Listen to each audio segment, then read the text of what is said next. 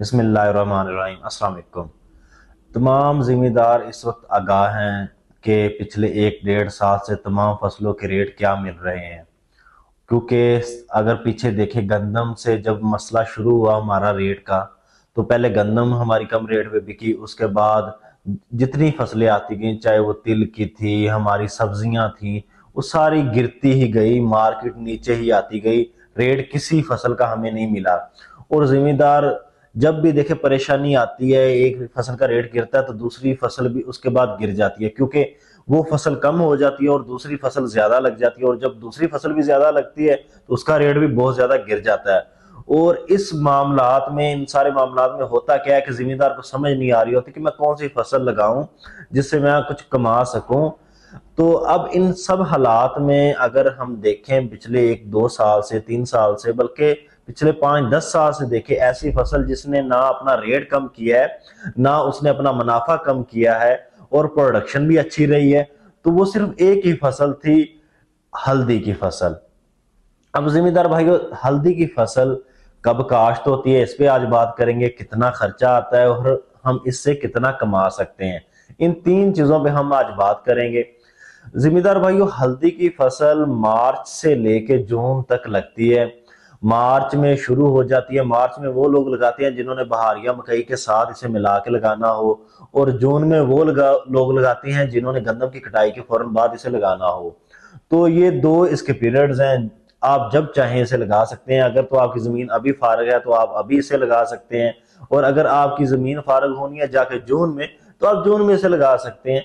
तो बेसिकली ये दोनों टाइम है, अच्छे टाइम है, आप लगाएंगे। अगर मार्च में लगा लेंगे तो आपकी हार्वेस्टिंग इसकी तकरीबन दिसंबर में जाके हो जाएगी।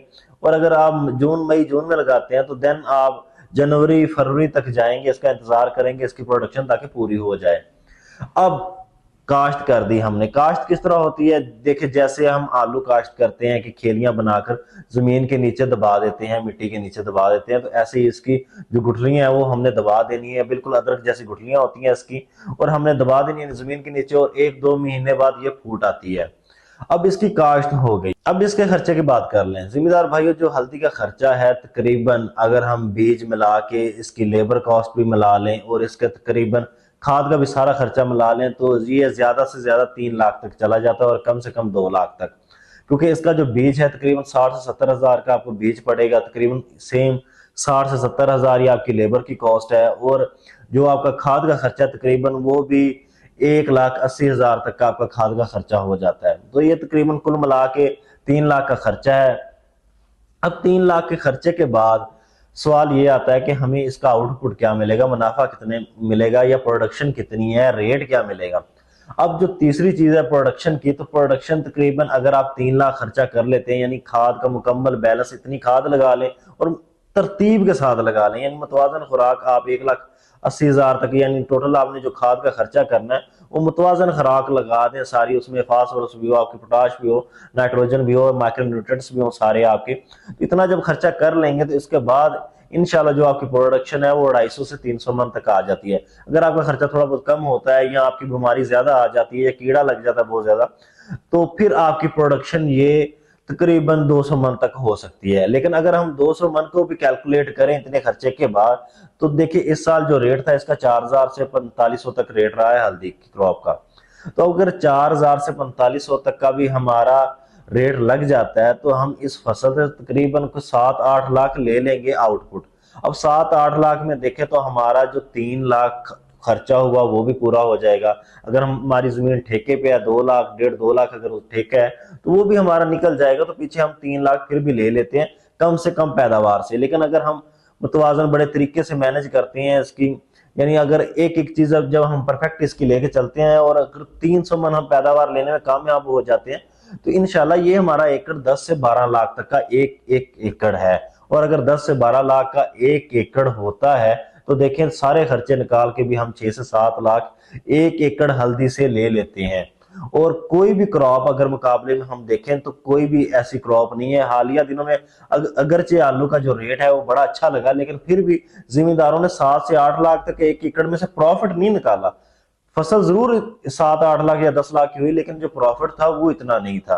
तो हल्दी में देखिए ये 7 8 लाख का प्रॉफिट है, और अगर कोई इसे मकई की फसल के साथ लगा रहा है तो मकई की फसल हमें एक्स्ट्रा मिल जाती है, अजाफी मिल जाती है कि ये मकई की जितनी भी पैदावार है वो हमें अजाफी उसी खाद के खर्चे में मिल जानी है। तो ये इस तरह दो फसलें भी ले लेते हैं और हल्दी की बहुत अच्छी क्रॉप है। अब हल्दी का रेट सवाल आता है कि गिर गया तो फिर क्या बनेगा जी। पिछले अगर 5 से 10 साल की आप हिस्ट्री निकालें तो कोई एक साल भी ऐसा नहीं था जिसमें हल्दी का रेट गिरा हो। अगर किसी का गिरा भी है तो वो जिम्मेदारों की प्रैक्टिस है कि वो उसे बाल लेते हैं और खुद हल्दी तैयार कर लेते हैं, उसमें जाके उन्हें बड़ा अच्छा रेट मिल जाता है। तो ये एक दूसरी ऑप्शन भी इसकी मौजूद है। तो कोशिश करें जो जिम्मेदार जिनकी ऐसे रकबे हैं जो अच्छे पानी को जज़ब भी करते हैं, हल्के मैरा हैं, थोड़े से रेतले भी हों और नहरी रकबे हों, तो ऐसी जमीनों में हल्दी बहुत अच्छी पैदावार देती है। ऐसे इलाकों में लगनी चाहिए हल्दी, वो लोग लगाएं। कोई इसमें कोई अजाफी मेहनत नहीं है।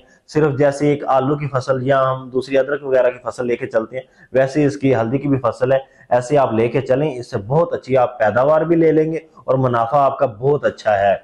और इसमें घाटे का इम्कान बहुत कम है, बजाय कि दूसरी फसलें हम लगाएं जिसमें कमाद वगैरह है, या हम सालाना जितनी भी फसलें लगाते हैं जो 10 से 12 माह की हैं, तो उसमें हम इतना कमा नहीं सकते जितना हम इससे कमा सकते हैं। तो तमाम जिम्मेदार कोशिश करें आप हल्दी की तरफ टर्न हो, जिनके पास खास तौर पे वो लोग जिनके पास नहरी रकबा है। जजाक अल्लाह।